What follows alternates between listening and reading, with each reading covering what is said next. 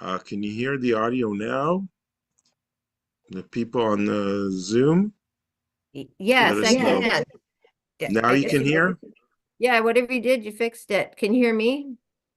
Yeah, yeah. Now we can hear you. Thanks. Okay, you should Oh, have good. barged in and yeah. Okay, great. So what did you Uh, say? No. I just said we're going to be talking about keeping kosher. That's it. Okay, thank you. In a very extensive way. Okay. All right. Um, and I'm going to use this book, okay, because I read the whole chapter a few times and I really found it very interesting. It's much more modern, it's much more updated than a lot of other books that are out there. And it's very up to date also for the conservative movement. If you're an Orthodox Jew, you won't like what you read here. So I also found it interesting that it's very relevant for the conservative movement, and we are a conservative synagogue. And I just want to read the definition on page 305 of keeping kosher, which was written by really a great rabbi who wrote this, Rabbi Paul Drazen. Um, and he writes the Hebrew word kasher, of which kosher is merely the anglicized version. In Hebrew, you don't say kosher. Okay, kosher is like some sort of like an Americanized way of using the form. Hi, you're welcome. Uh, so in Hebrew, you say kasher, okay, and it means simply fit or proper for use. Okay, so you say kosher not just on food. You say on a lot of things in Judaism. You say if it's kosher or not kosher. Okay. You could say that about a business transaction. Is it kosher or not kosher? So it's the word means fit or proper use. In classical Jewish sources, the term is used for all sorts of things, right, but primarily for foodstuffs deemed edible according to biblical stricture and for ritual items such as a Torah scroll or a lulav and an etrog that meet prescribed halachic requirements. Okay, a Torah could be kosher or not kosher. If it's not kosher, you can't read from it, etc. Colloquially, however, the term is even applied to people if they are qualified or permitted to perform certain religious or legal functions, such as serving as witnesses, or if they act in an exemplary moral way. Okay. Still, when English speaking Jews use the word kosher or speak about kashrut, which is, the term of keeping kosher, the reference more often than not is to the dietary laws and traditions that have been an integral part of the Jewish people's way of life for millennia. Okay, so that's about the word kosher. And then he has a very interesting explanation of why keeping kosher. And I'm going to leave that for an entire lesson because the reason and what I'm going to do today is I'm just going to talk about the topics. Today is going to be like an intro to the whole thing. So I give you an overview of what we're going to do in the next 5 to 6 lessons. But why keeping kosher is not a question of the 21st century. It's a question that the rabbis ask to begin with in the Talmud. For example, one of the biggest questions in the Talmud is like, does it matter to God if you slaughter the animal this way or this way? Okay, and you're supposed to do, this way. Okay, so some rabbis say yes, of course it matters. Some, but the end conclusion is no, it doesn't matter. So why? Why do we do that in this certain way? Why don't we have a reason why we keep kosher? Why we do all these things? So the answer is this is what God commanded us, and this is what we need to do. So some rabbis accepted that, and they said if you are, you believe in God and you believe that you're commanded to do certain things, you just do it. You don't ask questions. Other rabbis didn't accept it. They said, no, we have to find a reason why keeping kosher is a mitzvah and why it's so important. And over the years, rabbis had very big debates about it and about why keeping kosher. And we're going to go through those reasons at a later time. Just giving as an example, the Rambam, Maimonides, a great rabbi from the 12th century that was also a doctor. And he attributed some of it to health reasons. He attributed some of it to anti-idolatry behavior, meaning like if the idol worshippers are behaving in a certain way, the Jews they are going to do it in a different way. Okay. I thought I had read that there was some evidence that it was a response to a lot of the pagan rites that were going on at the time. Right. A very big example. We're going to interact with it in just 1 second. Okay, is the one down here. Lo tevashel gedi b'chalev imo. We just read it on Monday in our last day of Passover services. Do not cook a kid, the goat, in its mother's milk. Okay, and again, it's not clear why, but the Rambam said that this is what the pagans did. They deliberately took the young kid that was born and cooked it in the mother's milk in a what seems to us in a very cruel way, okay, but as a ritual rite, sort of like thinking that this outrageous thing of taking, the little kid slaughtering it and cooking that thing that looks cruel is actually going to move things in the cosmic world. It's going to change something. It's like, they had human sacrifices, right? Which is a terrible thing. Like, how can you imagine, but they believed in the religious way that doing this would change the cosmic ways of the world and change the God's ways, etc., and would have some kind of impact. So this is a good example of something that might be the reason. But again, the Bible does not state the reason, and this is why other rabbis said, no, actually, there's no real right explanation. So we're gonna do some of it, some of this philosophy behind keeping kosher. But that's not going to be our main focus. We're going to talk about, first we're going to have a session, or maybe even two, about keeping kosher in the Bible. The Torah is really the beginning of Judaism, and it's going to really, the laws in the Torah obviously determine to the way a Jew needs to live. However, that's only part of the story. There is also the Mishnah and the Talmud that are written by the rabbis, and they are really the laws that we're following today. They are interpreting the laws of the Bible in a way that is different than what is in the Bible. So we're going to actually examine this phenomena in terms of keeping kosher, but we're going to look at it at a more broader term of what does it mean that we as Jews who read from the Torah every week, are we obligated by the commandments in the Torah in the way that they are written, or are we more, or do we follow more the codex of the rabbis and how they interpreted it, those laws? Okay, do you understand what I'm saying? It's very interesting to see that phenomenon, especially with keeping kosher. Okay. And it has a lot of implications. And we're also going to talk about one very important aspect of this, which I forgot to add, which is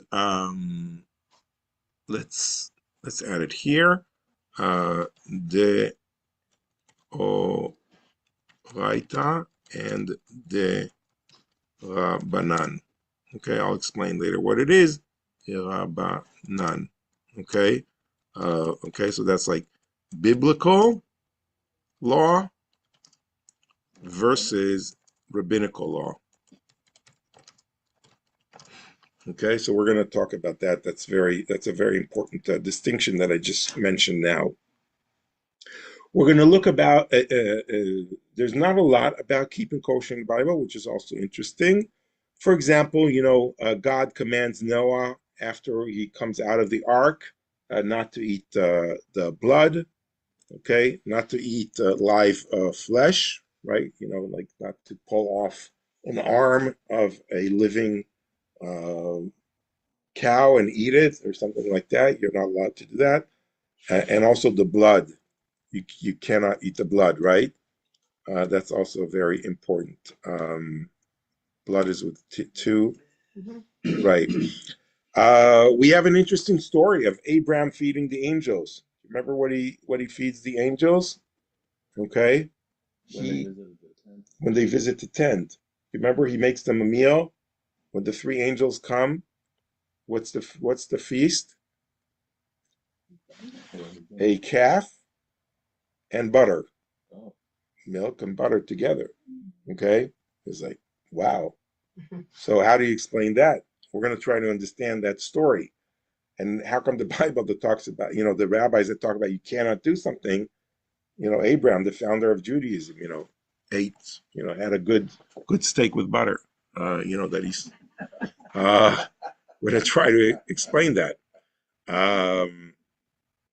Some people say, no, it wasn't, butter in the way that we understand it. Some people say, oh, that's before Torah was given to the people of Israel on Mount Sinai. So to do different reasons.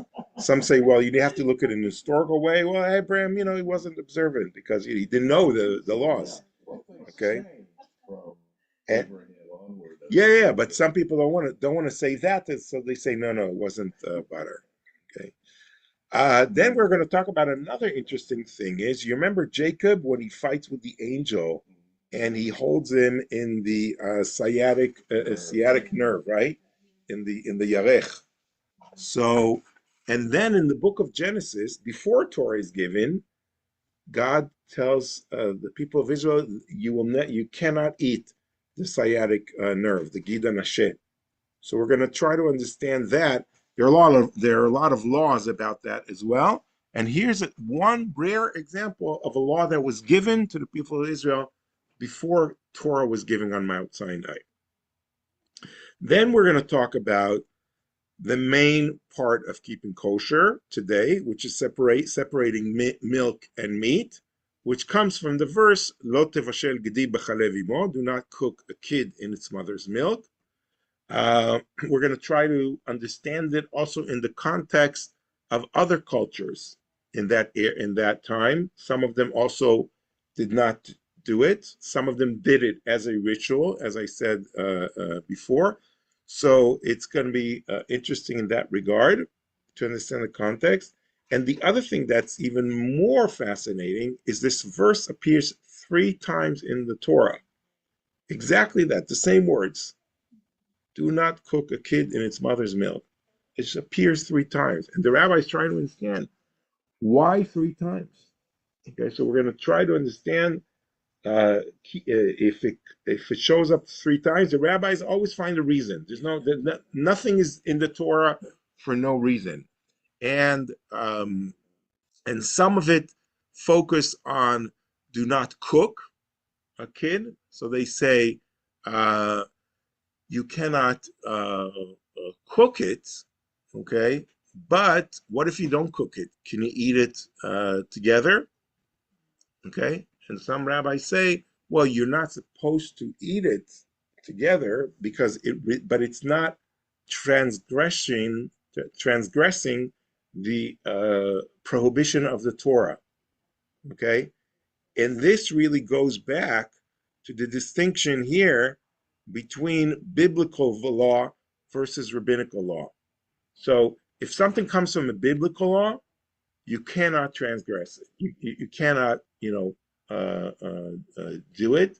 But if it's a rabbinical law, then sometimes under certain circumstances, you are not, you're obligated to follow rabbinical law, but sometimes under certain circumstances, there could be leniencies in that regard. which there are no leniencies if you're transgression of biblical law. Yeah. So are you saying that biblical law is not open to interpretation? Rabbinic law, is it open to interpretation? Well, actually, it's much more complicated than that because the rabbis are the one that decide which is a biblical law as well. Okay, but after they decide that, then yes, then it's not open for interpretation in that regard. Um, so if you cannot cook a kid in its mother's milk, so then the rabbis expanded. I mean, we're going to go more in depth, but they expanded to not just a kid and a mother, which would be the sheep. They expanded also to a cow, okay, and the calf. They expanded afterwards also to a cow and a kid's milk. Okay, so any kind of domestic farm animals. But what happens if it's other animals? What happens if it's wild animals that are kosher? Do they fall into the same categories? Rabbis debate about that. What about, Larry asked me the other day, what about chicken? Okay, why is chicken not permitted to eat with milk? Okay, we will even see that in the times of the Mishnah, there were some rabbis that even ate chicken with milk. Okay, because they felt that not only you're not transgressing the biblical law, because chicken don't have milk, right? They don't produce milk, so they're the how's it called, the chickpeas, the small chicks. Chicks. Yeah, yeah, not chickpeas. Yeah, that's for hummus. Yeah, the chicks. Okay, they don't. They have nothing to nurse, right? Yeah. So why are they not allowed to be eaten together with milk? So that's where we're gonna dive more into these question of the distinction between biblical law and rabbinical law. And within rabbinical law, there could be much more dispute, like on this topic of chicken. So apparently, some rabbis in the Galilee permitted that, but rabbis more down south in the area of Judah and Jerusalem did not allow that. So we're going to try to understand where did that come from. So really, chickens and fish should be in the same category. Yeah, but they're no longer in that same category. We're going to see how it evolved to the fact that only fish could be eaten together with milk. And there are actually some rabbis that don't permit to eat fish with the milk. Yeah, but they don't do it because of the dairy meat situation. They do it for other reasons that today we know are no longer valid. They say in the Talmud, it's because of the danger that's in it. And it's not clear if it's a health hazard, which we know today is not a health hazard, or maybe they mean it's more like a spiritual danger. Okay, so there are different things. There are different things like that. Like Sephardi Jews don't eat milk and fish together, like the very strict ones. Although that's changing as well. Well, is some of the restrictions or who follows what or doesn't follow have to do just where they lived? What was common at the time in one place was different than what was common at the time in another place. It could be. It very well could be that they didn't have so many dairy products in the more warmer sections where North Africa, where Jews lived there, in Egypt, in Morocco. Apparently, they had less dairy products, and therefore maybe that's where the prohibition comes from. Maybe it comes from the rabbi said, your rabbi. My rabbi doesn't allow this, my rabbi allows that. Because they're Right. They're powerful. They're very powerful, and they control the different communities, and they sit down sometimes and they study these things and they say, oh, why do we do this? We should maybe prohibit it, Or sometimes it's the opposite way. Sometimes the rabbis are more lenient. I heard a lecture yesterday, very interesting, from this very Orthodox rabbi, but he's, a Sephardi rabbi, and he said, what happens if I'm making a big salad now, okay? And the utensils I'm using, okay, I took like I stirred the meat pot, okay, and then, I cleaned it a little bit, but I didn't wash it or anything, and now I'm stirring the salad, okay? Can I, if I eat it now, the salad, if I eat the salad now, is it considered like I ate meat or not? Okay. What? I would think it would be a mix. Yeah, it would be, right? Because now it has like gravy on it. It has like meat gravy on it, right? So depends on what custom you are the more strict customs. What you said, that's the more Ashkenazi thinking. The Sephardi's thinking, which is more lenient, okay, is like this is not the direct meat, okay? It's gravy, okay? And because of the way it was mixed, you can't eat it in you can't eat it in a dairy meal. I can't eat it now with cheese because maybe that will touch each other, okay? But I could eat it, and it will consider like I ate parve food because the essence of this big salad is not a meat salad, okay? So there's sometimes there could be, especially in big restaurants, in big catering. So it depends. Like you really need to know the law. You need to be very strict. Now, where people are less observant, it's much better to be more machmir, to be more strict, okay? Because more and more accidents like that can happen. But if you're working in the kitchen and people are very knowledgeable, so it's easier. What happens if you make a mistake? You can fix it in that regard. Yeah. Are there corresponding restrictions in the Quran? Well, there's a certain way to slaughter it, which is called halal. Yes. Okay, and of course you're not supposed to eat wine. How far back You don't eat pork. How far back does that go? That goes to the beginning of Islam, to the 6th century. Okay, these are laws like in the Quran. Meat killed the same way kosher meat? No, it's not kosher. Halal is definitely not kosher. Okay, kosher is halal, but not the other way around. Yeah, yeah, yeah. If they don't try to burn it down, yeah, yeah. Oh, strike that. I'm being recorded. That was a bad joke. Yeah.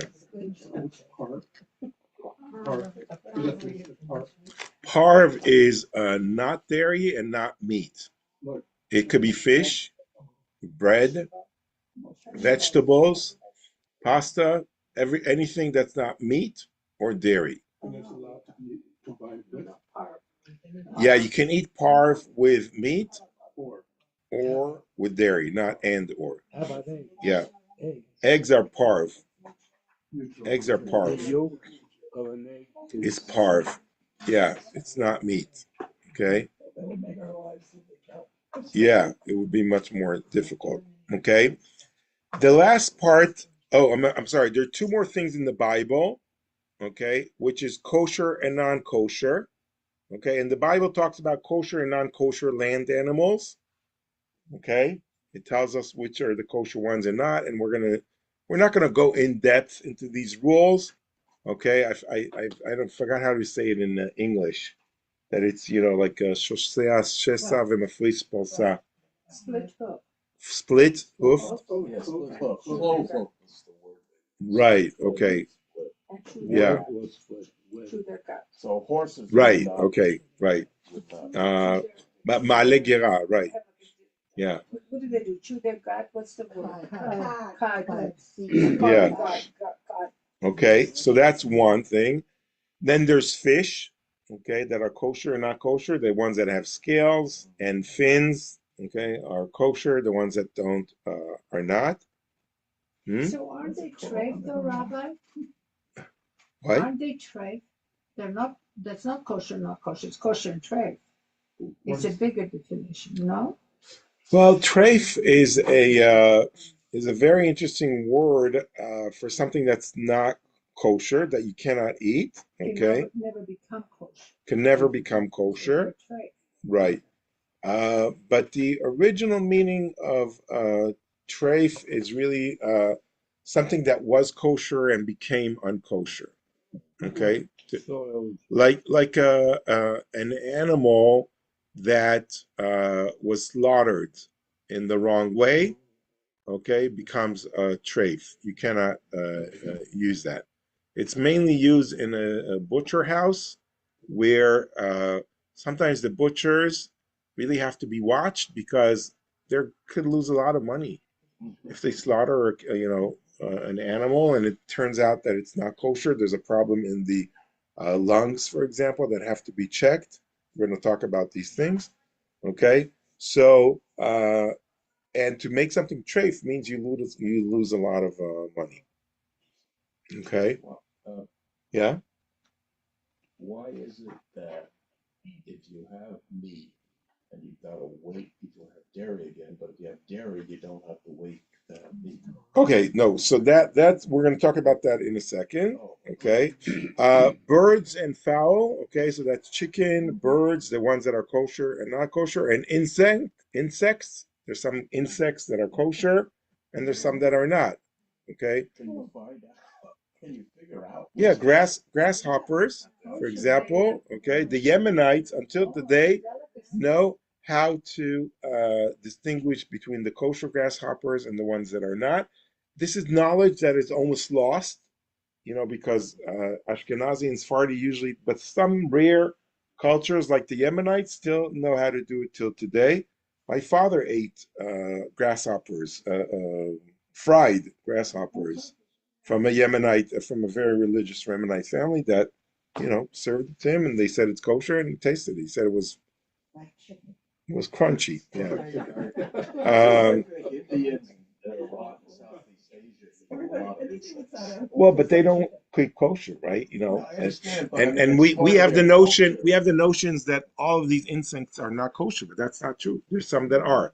We just don't have the knowledge, but the Bible tells us about them. Okay, interesting, right? Um, then the other part in the Bible is eating the fat and other parts. There are some parts in the animal that you're not allowed to eat, okay, and some that you are. It depends exactly where it's located in the animal. So we'll talk briefly about that. And then, as I said, we're also going to talk about biblical law versus rabbinical law, which will really lead us into um, the next section, which is preparing kosher meat. Okay, so not eating the blood, kosher slaughter, how that's supposed to be, inspecting, which is mainly inspecting the lungs, and how do we get to glot kosher, okay, which is strictly kosher, and just regular kosher, which is a huge, big industry in the Jewish world. Yeah. If you transgress a kosher law out of ignorance as opposed to intentionally, is there a difference in terms of how God views that? Yes, of course. Yeah. Oh, There's a different punishment for that. Actually, if you transgress it not deliberately, so there's no, there's no punishment. well, it depends what it is. If it was like a biblical law, so you might have to bring, if in the times of the Bible when the temple was there, so you might have to bring an offering for a transgression you did not deliberately. So an observant Jew is commanded really to understand the kosher law. Yeah, you have to. Yeah, you have to know these laws. There's no excuse for ignorance. Right. Ignorance is not. Yeah. Yeah. Okay. Then there is the restriction portions to eat that I mentioned before, and then there's also the whole thing of soaking and salting meat. Okay, which today when you buy kosher meat you don't really have to do. I still remember my mother koshering and salting meat. Yeah. Yeah. You remember that? Yeah, they had like a big. Right? Yeah. So yeah, but people don't do that anymore. Usually the factory does it. Okay, next big topic that might be, also two sessions will be basar bechalav, meat and dairy. So first of all, we're going to talk about why does the Torah have three times about, not cooking the kid in the mother's milk, and basically there are different opinions among the rabbis. The one that's mostly accepted is that um, one time is you're not allowed to cook it together. The other one is you're not allowed to eat it. Okay. And the other one is you're not supposed to also enjoy it. If it got cooked in any way, you can't enjoy it in any monetary way. You can't sell something that you cooked in that regard. So Jews are supposed to completely not cook something together. But it's only things that are cooked together. Okay? If it's, for example, cold meat and cold dairy, okay, they can't be eaten together. But if you eat it together, you're not transgressing a biblical law. Okay, it's a rabbinical law, and then therefore it's not the same punishment. Okay, Well, coming. don't do it at home, but Yeah, still, coming just so from you my know. Yeah. perspective, if it's written 3 times, when you try to teach a child something, you've got to repeat it, a number of times before it actually goes into their head. So, maybe it's just as simple as that. This is this, this is this, this is this with 3 times. I understand what you're saying, but the whole set of keeping kosher, separating meat and dairy, that doesn't appear in the Bible at all. It doesn't say anything about having separate meat dishes and dairy dishes and keeping two separate kitchens or two separate sets of dishes, just cooking it. Okay. Well, then, then you set that off, and then however that comes out later. Yeah. Nobody was thinking about 2 separate kitchens and how many people have them. Well, that first of all, you're right that this is like the way the law evolved over the years, but the rabbis are the ones that really instituted. This is what I'm going to be aiming at, that this doesn't just come because people want to be more and more strict. It comes from the rabbis' interpretation of the law, okay? Because there's no hint in the Bible to the separation of meat and dairy as we follow it today, okay? The rabbis have to study, as sort of like make conclusions from what they think it says. So they talk, yeah. The Shomoni is follow Kashrut laws or Yeah, they follow kashrut laws, and it's not clear when did they start observing it. They're sometimes more strict than the rabbinic law as well. But it's clear that when Jews became the majority, they influenced the Shomonim as well. It wasn't always their customs in that way. The Samarites, Samaritans, yeah. So under this category falls the issue of separate eating, okay, not eating it together. Then falls the category of separate dishes, okay, and then there's even a more advanced level, which is how many hours in between milk and meat. Again, the Bible has not even one clue that you have to wait between eating meat and dairy together. I mean, the Bible doesn't even say that you can't eat them together. It only says you can't cook it together. And even the rabbis that learn that you not eat it, they say you cannot eat something that's cooked together. Okay, if something is not cooked together, maybe you can eat it, or maybe if you eat it, it's not, it's not you shouldn't do it. But if you did it, it's not as bad as cooking and eating. Yeah. In the rabbinical literature, besides the laying down of the law, are there explanations are there rationalizations for the specific laws, or is it just the laying down of the law, or is it a combination of both in literature? So sometimes there is an explanation, and the majority of times is what we say in Hebrew, "L'archik et ha'adam min ha'avera," to remove the person from the ability of making the transgression. You sort of like put a fence, okay? Because if I'm here and this is a transgression, I want to have a safety zone. I want to stop here. I want to make sure that no one passes this law because they're so easily can transgress a biblical law, and we don't want that to happen. That's a no. So we'll put the border here. Sometimes say we'll put it here, and some will like, oh, it's like we we'll put it so far away that they won't. And then some people say, well, but you've gone too far, and people won't observe it. You have to make it like in a more common ground. So we see that discussion around among the rabbis, which is very interesting. How did the rabbis deal, well, say, separate dishes? I mean, when people lived in the shtetl and they had no money, I mean, dishes were expensive. They weren't, it wasn't just easy to get. So how did they address that? That's a very good question. I'm just putting it here. People that want to buy the book. People in the chat asking, "The Observant Life," so we could buy it in the office. Okay, we could get more copies as well for you.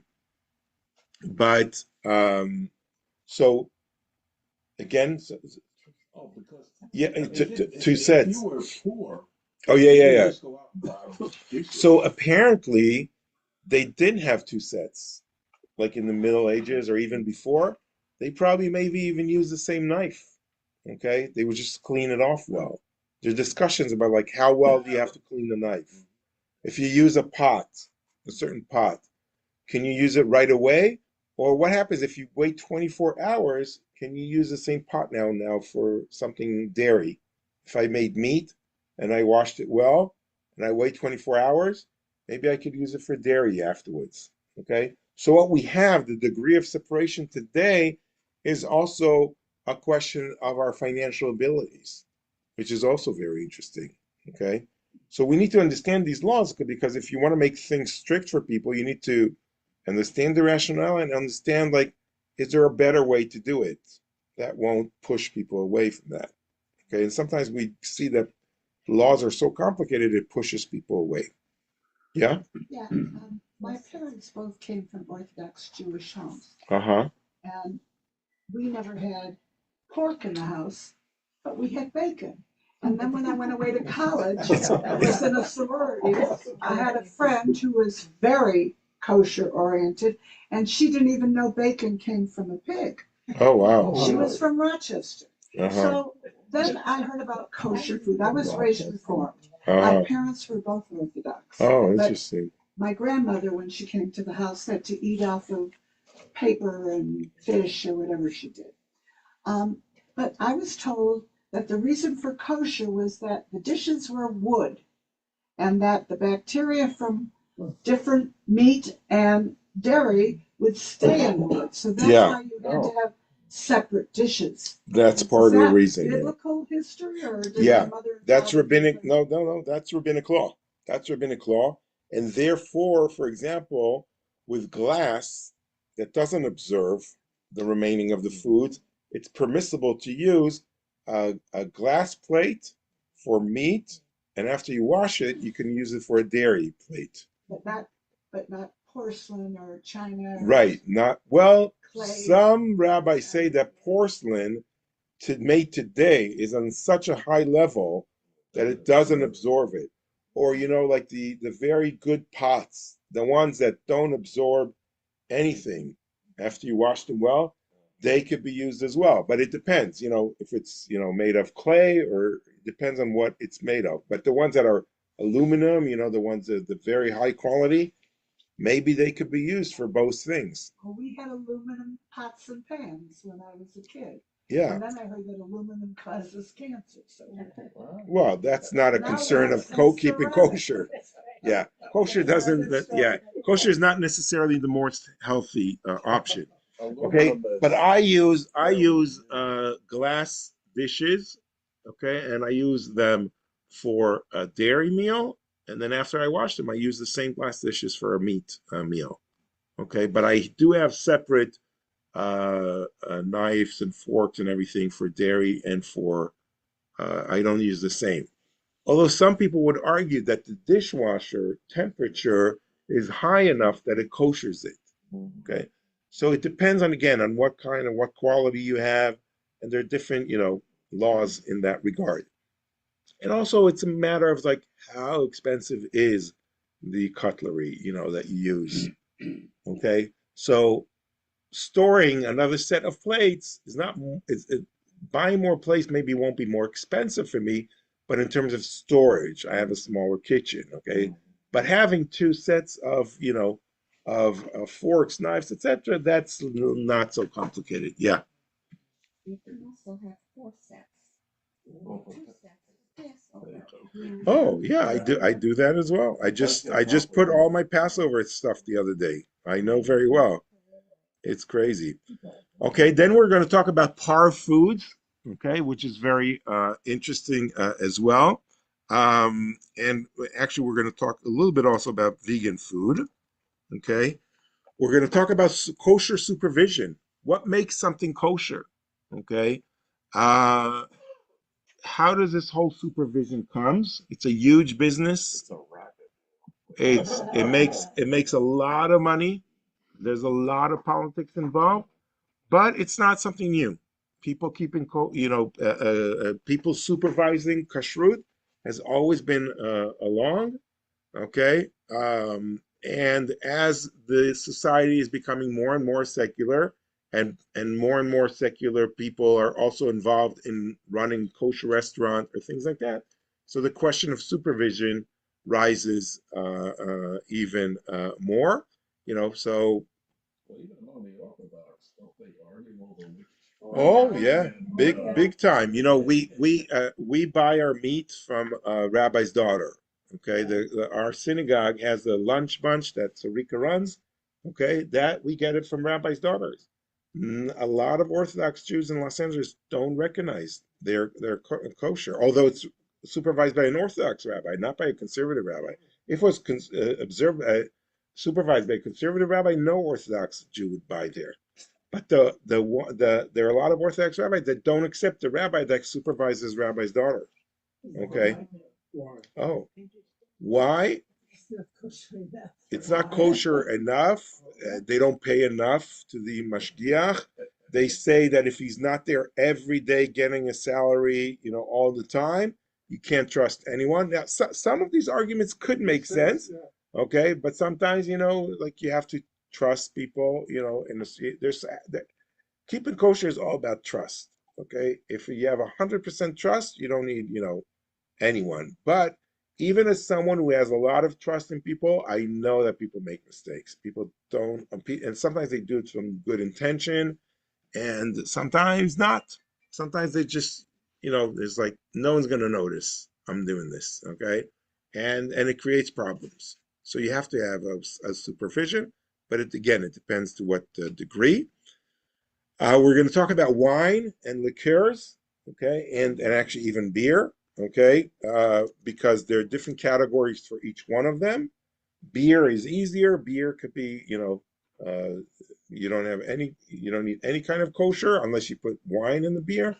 Liqueur, there are different questions about that, but most liqueurs are fine. And wines, there's a big debate between the conservative and the Orthodox movement.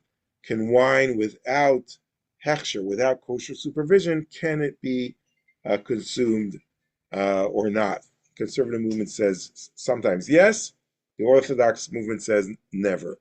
Okay. Doesn't that go back to they were worried about pagans stopping the Right. grapes and all of that? Exactly, but they also worry about what's called of interacting between Jews and not Jews, non-Jews. Okay, because they say if you sit down for a meal with someone, then you'll intermarry as well, which is an interesting thing. Okay, you sit down with your friend and all your children around the same boat, same thing. You share a meal, you share wine, you share bread, etc., there is a chance that, from all this happy gatherings together, you will afterwards want to, marry their daughter, or, your son will want to marry their daughter. So these are why these distinctions happened. And, they're relevant even today in some instances, right? You can't have a Gentile pour your wine and then use the wine tray for what? Oh, In the Orthodox way, yes. in the Orthodox thinking, any intervention of someone non-Jew in the entire process of making the wine makes it non-kosher, but not in the conservative movement. Does that hold true for the food also? No, that's for wine. The next issue is food cooked by non-Jews. Okay? Sorry, this is a mistake. Okay? So there's some authorities say that the entire food has to be made by Jews. Some authorities say no, a Jew has to be there and supervise the non-Jew as they're making the non-food. Let's say a famous chef is going to come to your kitchen. You just need to make sure that he doesn't throw in butter. If he's a French chef, you want to make sure he doesn't throw butter into the steak that he makes.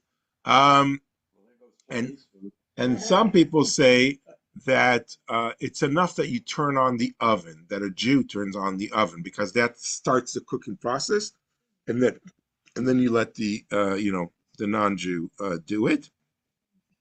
There are a lot of questions in that.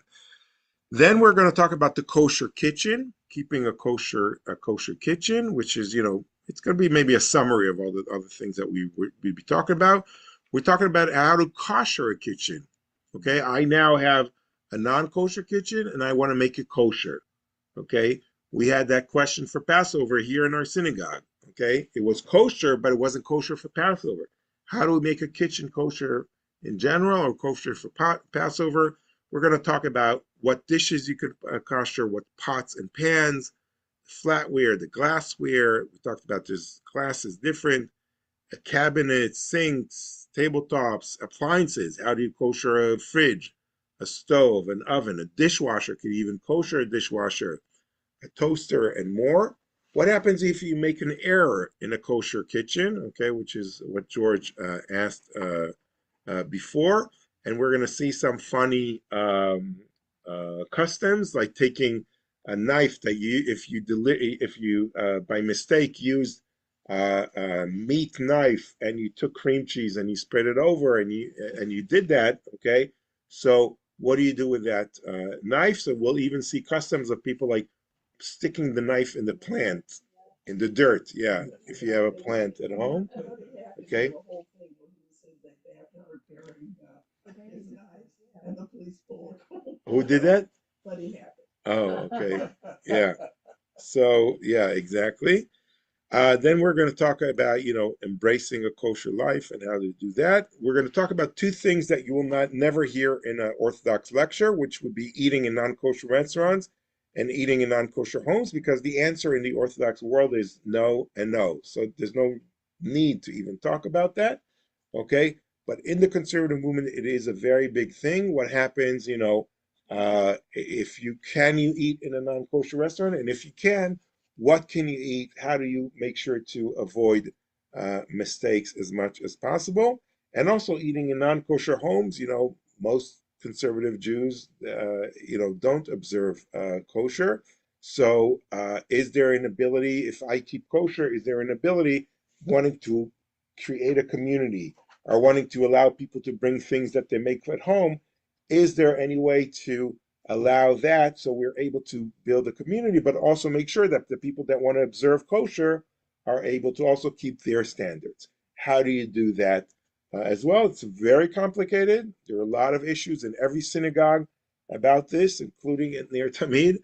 Okay, just from the day I started here, I hear a lot of issues about that, and I asked for like a written policy, and there's no written policy. Okay, it's all oral, and they say, Rabbi, you're going to make the policy.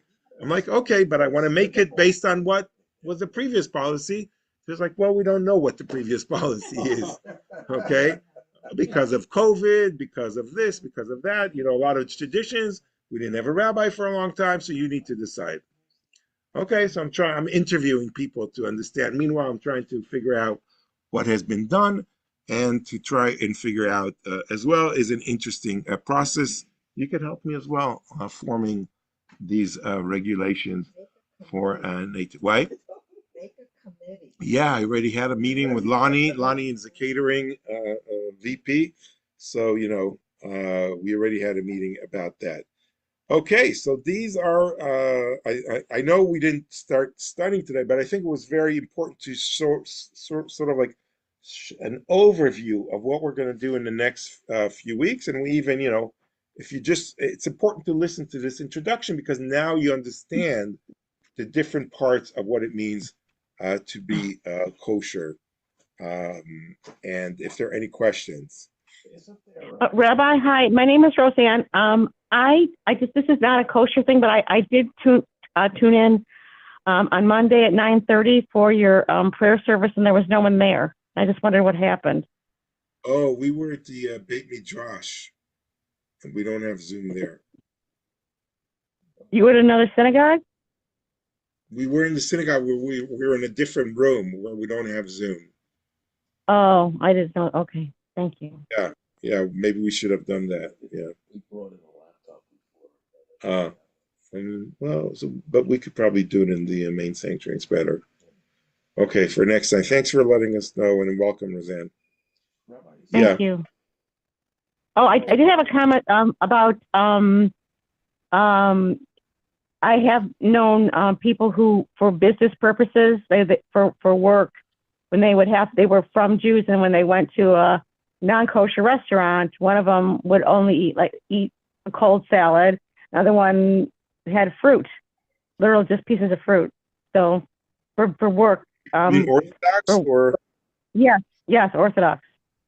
Okay, interesting. Yeah, I've heard that, but not from rabbis. I never heard of rabbis doing it, but I heard of some Orthodox people, like lay people. Yeah. Isn't there Thank you. You're welcome. Thank you.